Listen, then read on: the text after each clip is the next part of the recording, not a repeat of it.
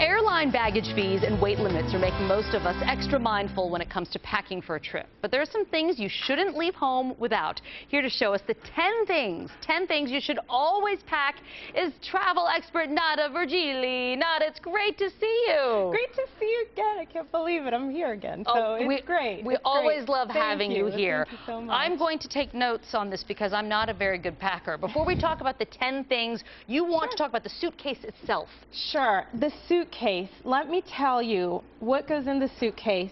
And the suitcase, most travelers, okay, pack way too much. Way too much. Yes. And there's a saying in the travel industry, there are two types of travelers, those who pack light and those who wish they did. So when you choose a suitcase, choose something that's lightweight, that's easy to identify. So something like, you know, like this, it doesn't have to be a designer brand. Actually, it's better if it isn't, so you don't want that unwanted attention. Sure. So something that's easy to identify. If This you has got just a nice pattern. Yes, easy to spot. If you have something that's just plain black or plain blue, you want to at least put a bright luggage tag on it, because again, somebody that may think it's theirs may pick it up unwillingly. So okay, a hard shell is what I usually recommend. Hard shells will prevent rain from getting in, also potential little critters from going through the fabric. Ew, yes. So you don't want that to happen. I didn't even think about that. Okay, No. I'm afraid we're going to run out of time, so I want to make sure we go sure. to the 10 essential things to pack. The first thing you say is a travel book.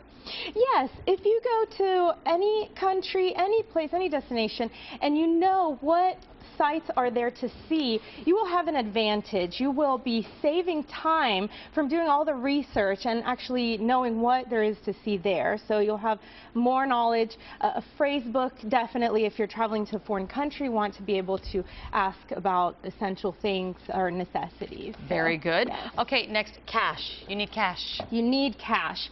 I typically recommend at least $100 per person to have in cash, and the equivalent of $100 in the local currency if you are traveling to a foreign country. And that's for immediate things. If your plane gets canceled or delayed, you have to make a phone call, you have to buy a sandwich, pay the cab driver, you have that cash available with you. It's a good idea. Yes. Ziploc bags. Ziploc bags keep liquids inside. You don't want something to spill in your suitcase. You can easily access your makeup, see what's in there. I like also bubble wrap that you can keep in Ziplocs in case you need to wrap something, with that bubble wrap so it doesn't break. Oh, I would never think of that. That's a good little trick, the bubble wrap. I never would have thought of that. Okay, hand washing detergent packs. Absolutely. Again, the trick, #1 rule is travel light, pack light. So you bring some detergent that you can wash your clothes as you go day by day in the sink, and you have to pack less. I like to keep these things in clear bags. Once again, you can use Ziploc bags, anything, and you have everything readily available.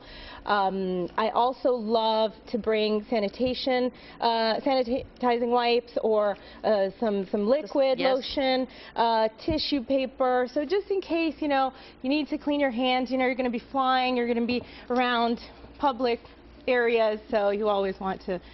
Absolutely, there's germs and stuff everywhere, right? You say right. Bring 2 credit cards. I do advise that people bring 2 credit cards, just in case one doesn't work. Always tell, of course, your bank or financial institution that you'll be abroad and the dates you'll be abroad, so that they won't block your cards. So, Okay. but just in case, bring 2. Right. No more than that. 2 is all you really need.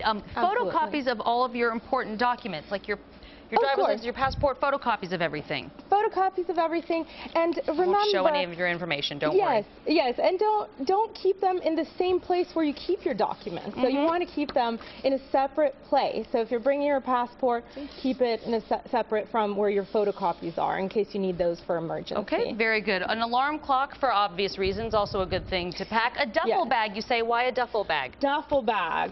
Trust me, you will be shopping. Even if you don't think you will be shopping. So always bring a duffel bag, just in case you don't want to go over the weight limit on luggage, and you know how high those fees can get on airlines. So at least if you need to play around with the weight, you can just throw everything in the duffel bag, carry it on with you. I weigh, every time we fly, we weigh everything because I always shop in extra stuff.